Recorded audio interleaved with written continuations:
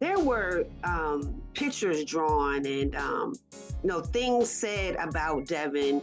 Um, Nooses around his neck and things like this sent to him in middle school. It was middle school, right? Yeah. Middle school is a time where you're trying to find yourself. You're coming out of elementary school. Your brain still hasn't really developed, and you're trying to, figure out, just who you are. And this is a time period that this happened to Devin, and this could have went a whole total different way. And so I think it's important for you guys to know just what was going on. These pictures were sent, the N word was called, different things drawn and sent to Devin about him wanting him to take his own life. We're losing so many of our youth because of the fact that people don't know just where they are, meaning their emotions, their self-esteem. And you correct me if I'm not right, Devin, to say that some of these things take them over.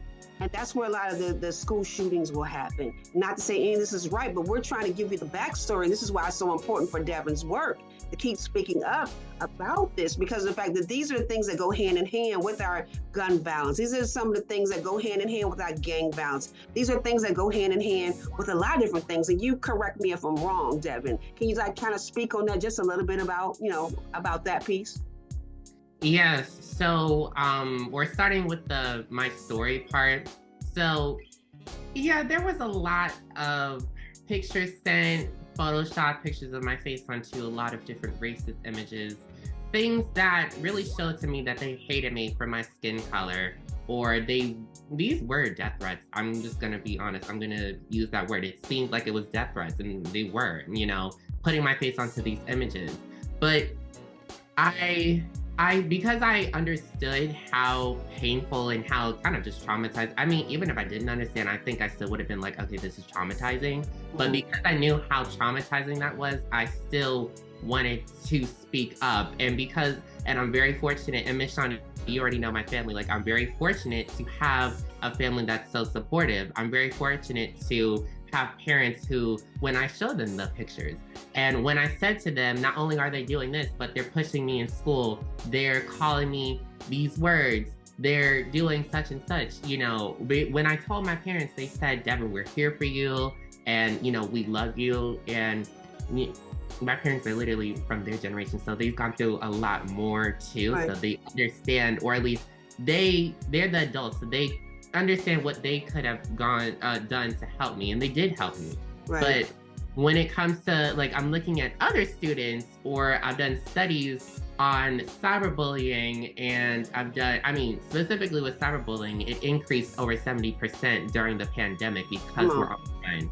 So from the time I'm 14 to now 19, and I've gained knowledge and learned about more anti-bullying tactics or ways to educate others about it, and also have seen stories. Literally at this point, I remember when it was just from 14 to age 16, and I would just go onto the news. Sometimes I just straight up didn't want to turn on the news, just because I would always find a way, even if I wasn't really trying to, I was always find a way to, I guess, just see someone going that, oh, this headline, someone went back to school with a GUN to go and unalive someone. Yeah. Please support Devin. Make sure that you go and grab a copy of the book.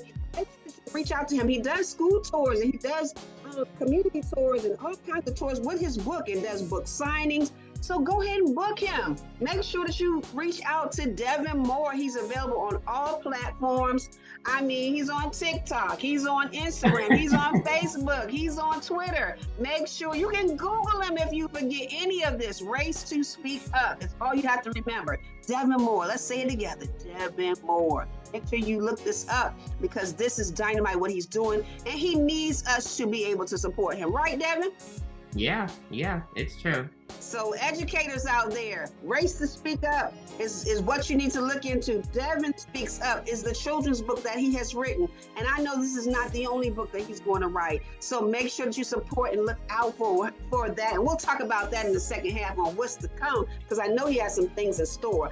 But, he going to share just a little tad bit of whatever it might be. I don't even know what it is. But Devin, I so appreciate you. I just have to keep telling you that. The other piece that I want to ask you, how do you balance it all? How do you balance it? Um, yeah. So, okay, so, and I'm happy that you're asking me that now since I've gone officially through my first year of college. Yes. So what I would do, especially, like I can pick out my school schedule, or at least to the best of my ability, with some of these 8 a.m. classes. But so what I would do is I wanted to focus like my Monday, Tuesdays, and Wednesdays on like later on in the day, or maybe earlier in the day. I would kind of just set aside whatever race to speak up stuff I really thought I needed to do, or I really did have to do. Then the rest of the day, classes, and then just straight up studying after, because I'm already out of state. We're not letting these grades drop. So right. yeah, and my parents can add on to that. No. So, right. And especially studying psychology, which I feel, not that I'm saying any other degree is not as hard as psychology, because there's degrees that are even harder. But I know that I personally need to take a lot of time out to study and go to those extra office hours. But as far as what I would do to balance it out, I would just kind of like set aside my Google Calendar, make a checklist of what I needed to do that week, and then specifically on that day. And just set aside certain days for whatever I would kind of like want to do.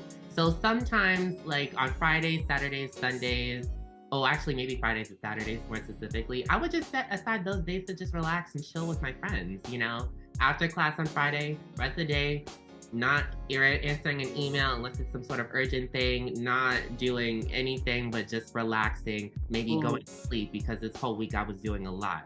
So just setting aside that time to relax. Then the rest of the week I would just do homework, then balance it out with race to speak up unless I had some sort of bigger test. And I am not alone. There are times where, I started my organization when I was 14. So there's not many 14-year-olds that really know how to do that. So my mom was helping me a lot. And because I'm in college, it's almost like a whole new field. So there would be times where I did need her help. Maybe she would research something for me, but then I would take on the rest of it whenever I had time to. So it was kind of just using my Google Calendar to balance out everything, making sure that once it hits that certain time, go to sleep.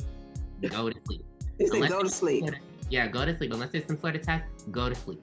That's it. So that's how I would really balance it out. And and plus Maryland's a new environment for me. So that means that there's stuff that I can explore. And I'm glad that you are exploring your new environment. I'm glad you even jumped out there to go into a new environment after what had taken place. You did not allow that to dictate your destination. And if I don't say that, but 100 more times, that's what I'm gonna say. So go ahead and add more onto that, Devin. Focus on your breathing, slow that down, and then that relaxes you. I want to touch on just one thing that you said about we're not mental health professionals. Let's just continue to say that.